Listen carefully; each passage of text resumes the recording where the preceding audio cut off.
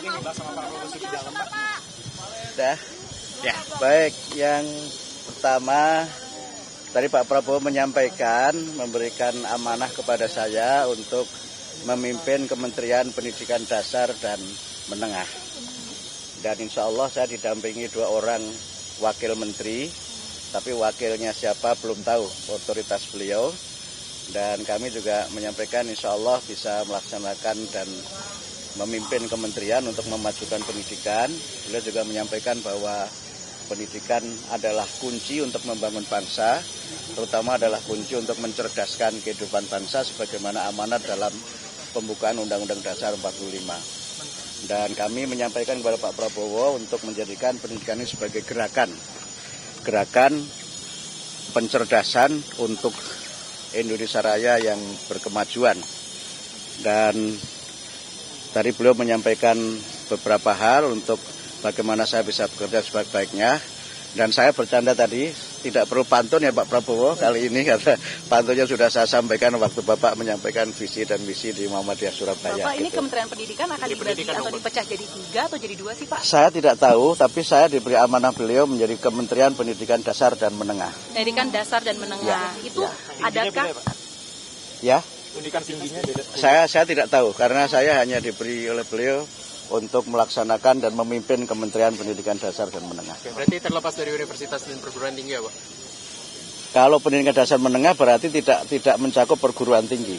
Kalau pendidikan dasar menengah itu nomenklaturnya meliputi pendidikan prasekolah, kemudian sekolah dasar, kemudian sekolah menengah, kemudian pendidikan informal dan pendidikan non formal. Itu tapi yang saya Bapak baca. sempat bertanya nggak sih Pak, kenapa pendidikan itu kementerian harus dipecah?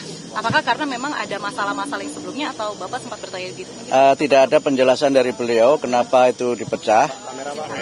Tidak ada alasan dari beliau kenapa kementerian dipecah, hanya menyampaikan bahwa tugas kementerian ini sangat penting dan sangat sentral untuk membangun dan mencerdaskan kehidupan bangsa. Pak, isunya kan seminggu lalu calon-calon menteri ini tanda tangan fakta integritas ya Pak. Apakah itu isinya apa aja sih Pak? Apakah berapa poin atau isunya menyebut apa Pak? Baik, 2 hari yang lalu kami bertemu dengan Pak Profesor Sufmi Dasko dan kami menandatangani 2 dokumen.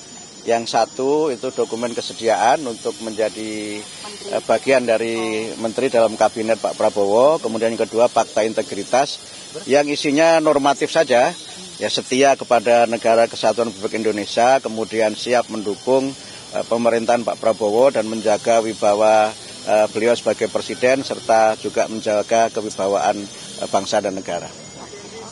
Itu ya. Terima kasih semuanya ya. Terima kasih Pak. Selamat ya Pak.